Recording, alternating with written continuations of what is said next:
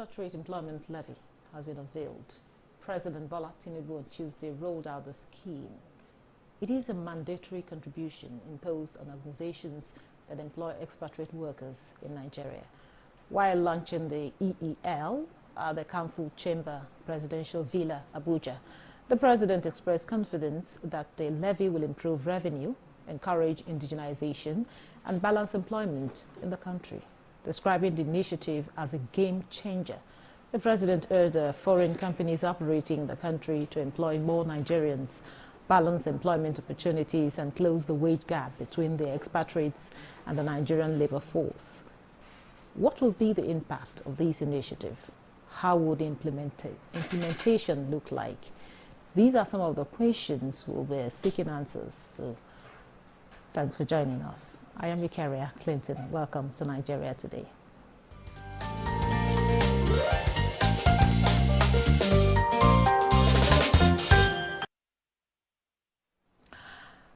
Joining me tonight to discuss the expatriate employment levy is a public affairs analyst, Professor Abiodun Adeniyi. You're welcome to Nigeria Today. Thank you, my pleasure.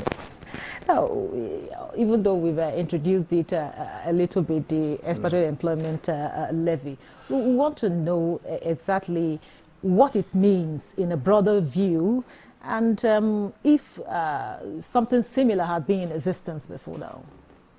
Yeah, well, thanks for having me. I think it's a new development, and of course it came to public limelight towards the end of last year as an additional source that government can harness, to boost its revenue.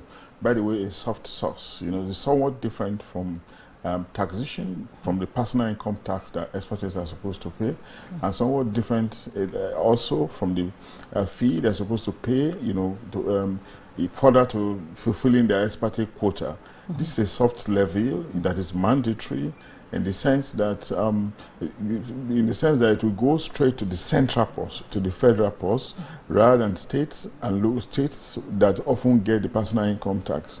Before now, you find a situation where expatriates move from state to state, and if they move from one state to the other, it is possible that they evade any kind of contribution. But this contribution is new in this because it is different from personal income tax, like I said, different from the fee that they have to pay, which is legitimate for them to be able to come into this country.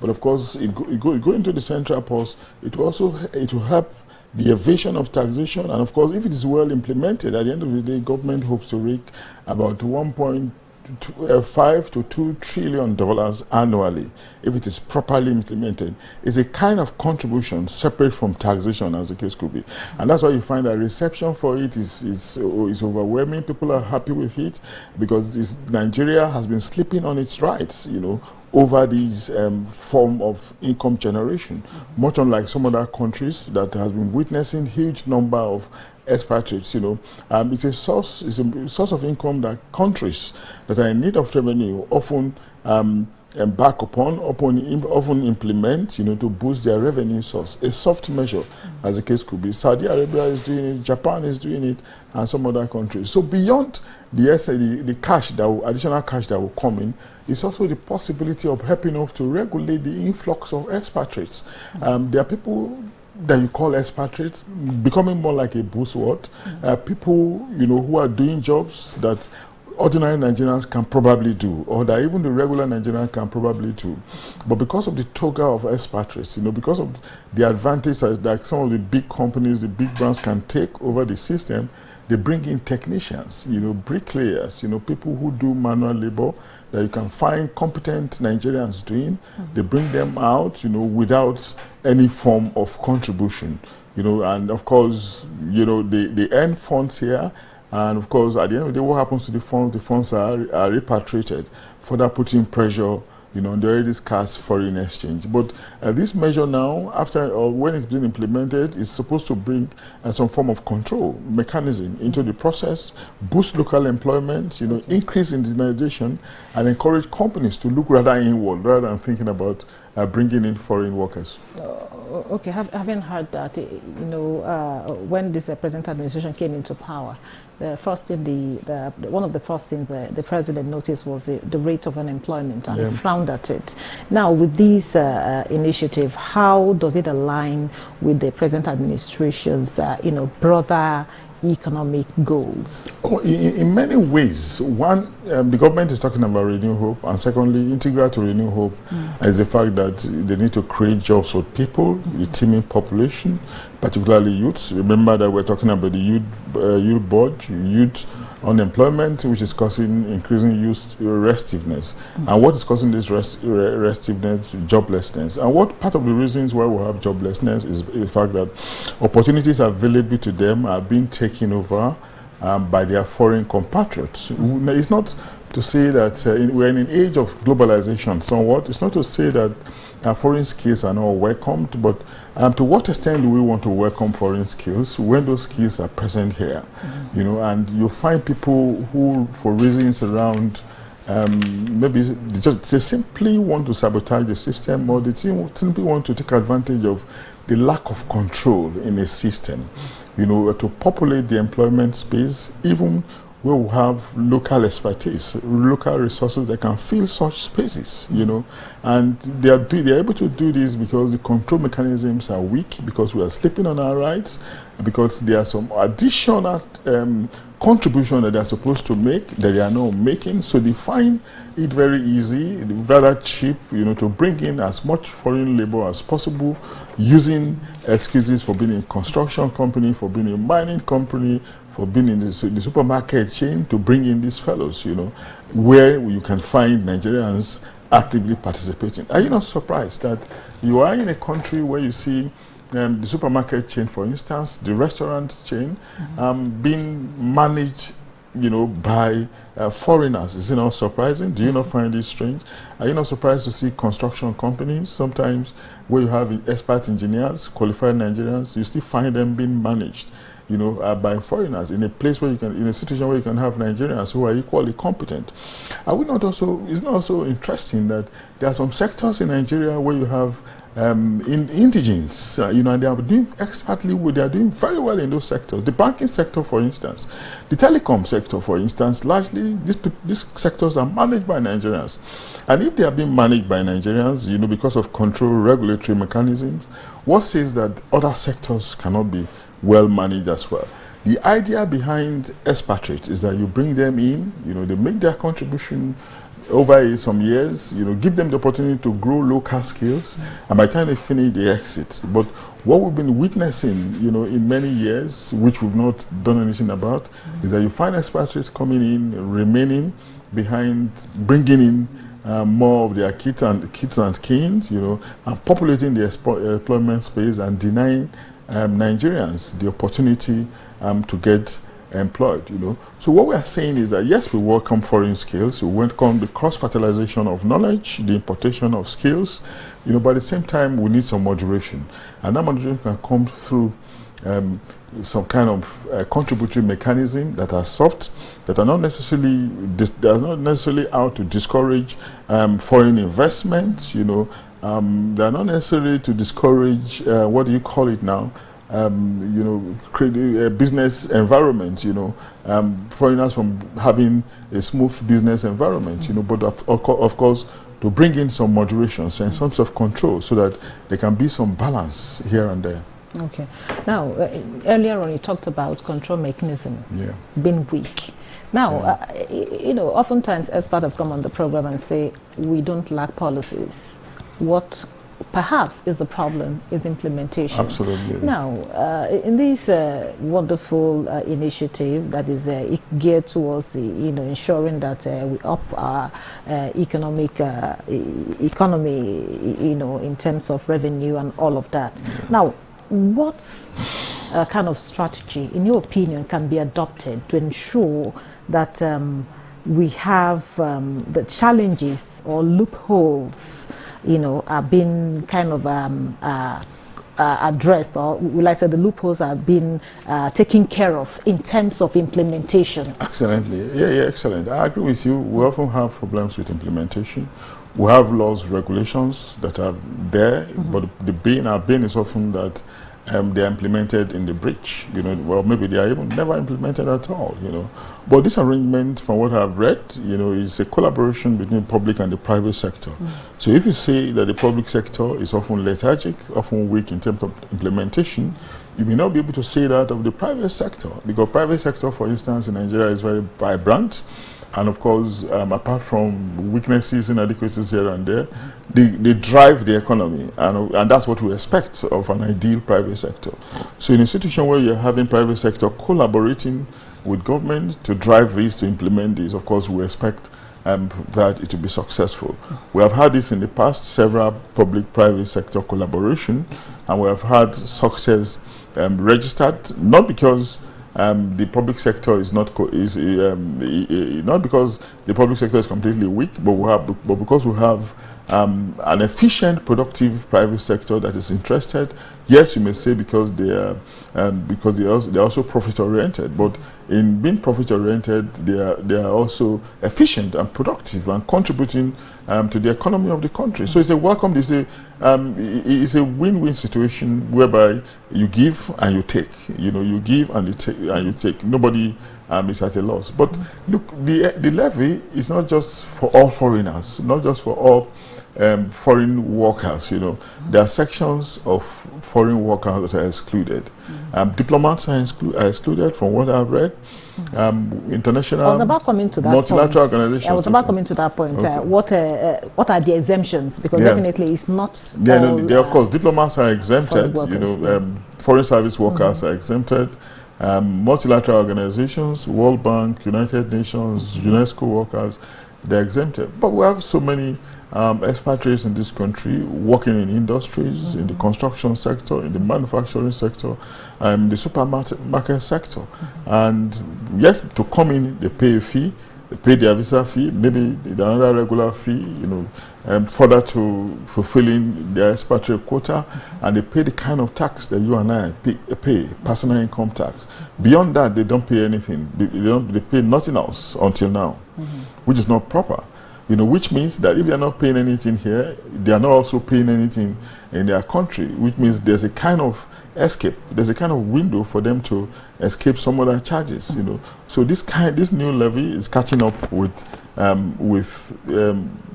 those sectors of workers, such that the country will benefit in the manner in which other countries have been benefiting. When you see Nigerians working abroad, you see how productive they can be, because they know if they do not work, it's going to be difficult for them to survive.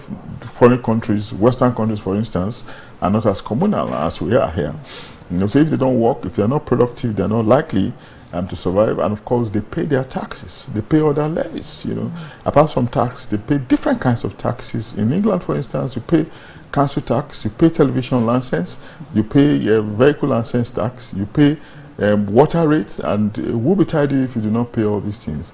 But those are things that make the system function.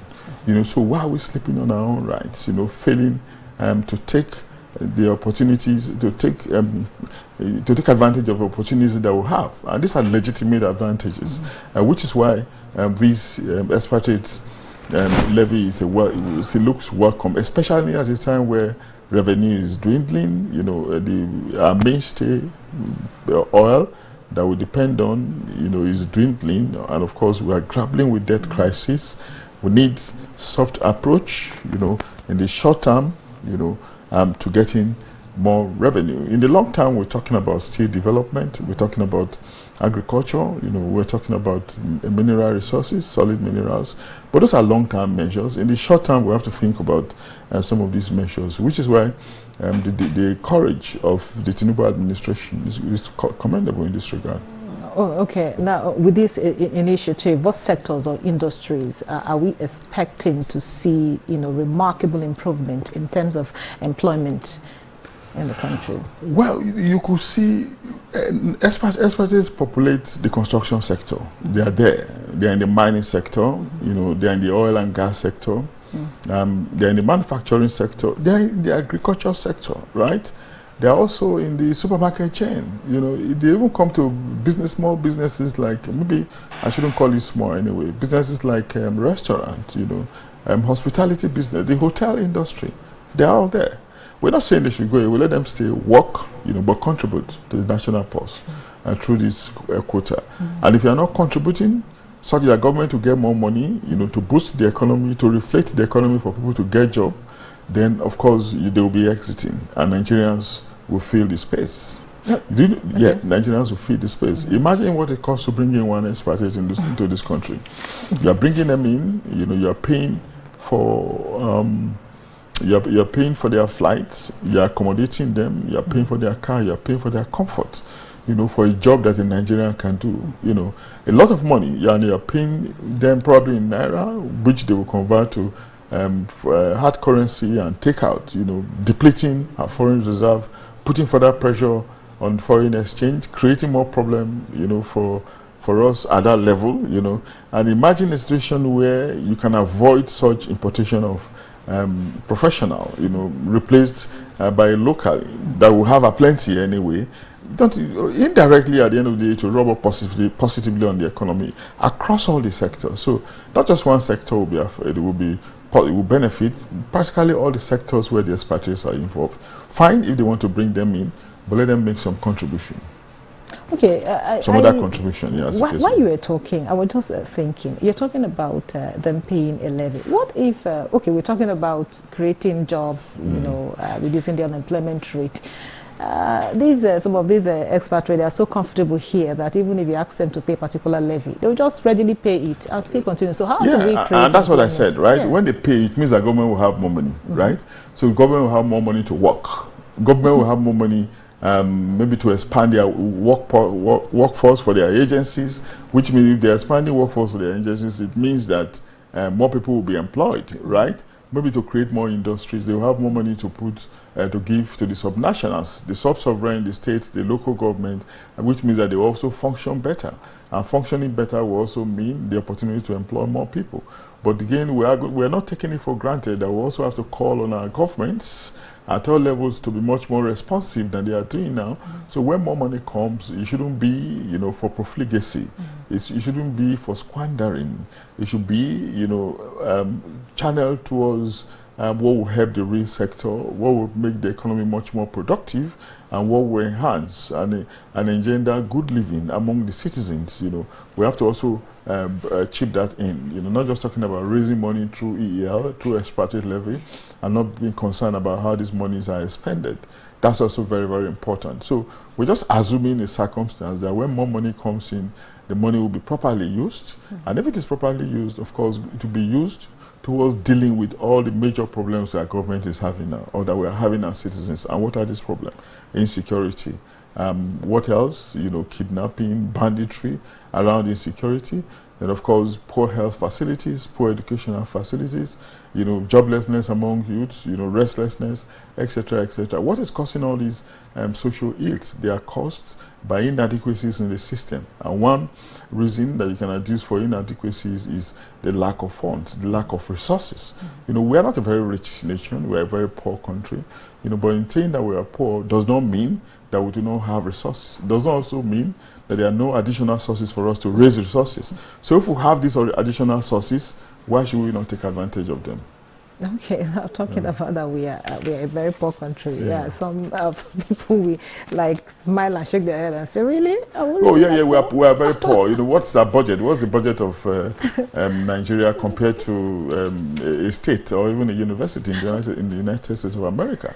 You know, we're not very rich, but you know, but against our background, well, if we say we're very poor, it's just being realistic. Okay. Look at our population. You know, look at our resources compared to our population. Do we have enough resources to cater for the population that we have? 225 million. And what's our national budget? If you look at it, if you break it down, because budgets are sometimes measured on the basis of population. You know, if you look at it, you know that it's not consequential enough. But the final argument is that we can use the little that we have to get optimum, maximum benefit for the people.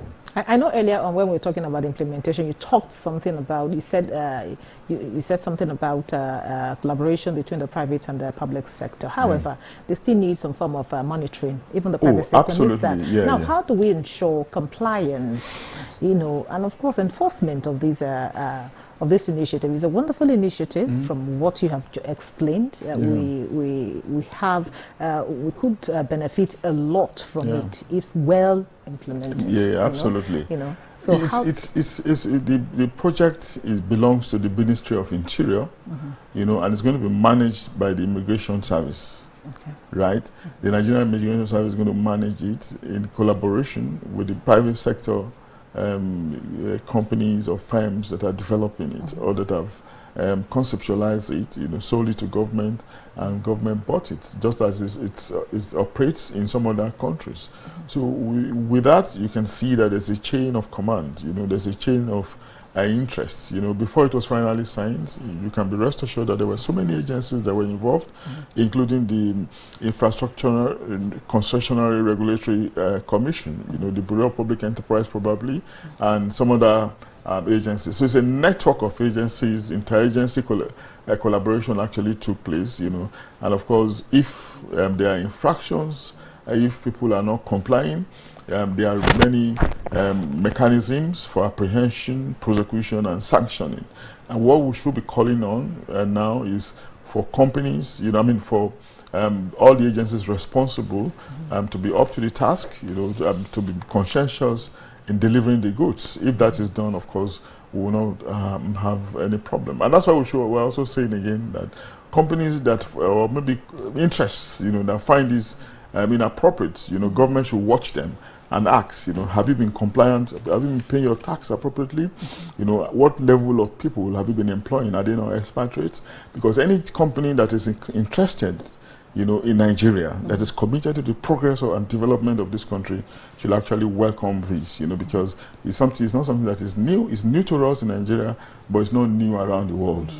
So what would be your closing thoughts? What would be your advice to government and even the private sector on these? Yeah, my advice is just for us to, whether foreigners, whether locals, we should just regard this country as ours, and of course, wherever corner we find ourselves, we should feel that we have a duty, to make the country work. And in making the country work simply means doing what you are supposed to do correctly. Do not circumvent processes. Do not sabotage efforts. That's actually a bid. People are sabotaging the country in every corner. And those in the financial sector, are also they are culprits. One of the main culprits, and that's where we are now. So if you're a company, a foreign company, or a local company, and you're expected to make contribution, please make that contribution as appropriately as possible. And do not say, oh, it's going to be embezzled, so I'm not going to make the contribution. Make the contribution first, play your own part, and let others play their own part. Let everybody within the units and the whole, be conscientious and diligent and dutiful in playing their parts. By the time all these come together, there will be progress. Thank you very much. Well, with that, we'll wrap up today's episode of Nigeria Today. A very big thank you to Professor Adeniyi Abiodun, Public Affairs Analyst. Thank you so much for your thoughts. My pleasure. And your contribution. And thank you for being part of the program. Don't forget, Nigeria Today is weekday at 7:30 p.m. on NTA News 24. You can also watch this and other episodes on www.youtube.com/NTA News 24 hub. I am your carrier, Clinton. Goodbye.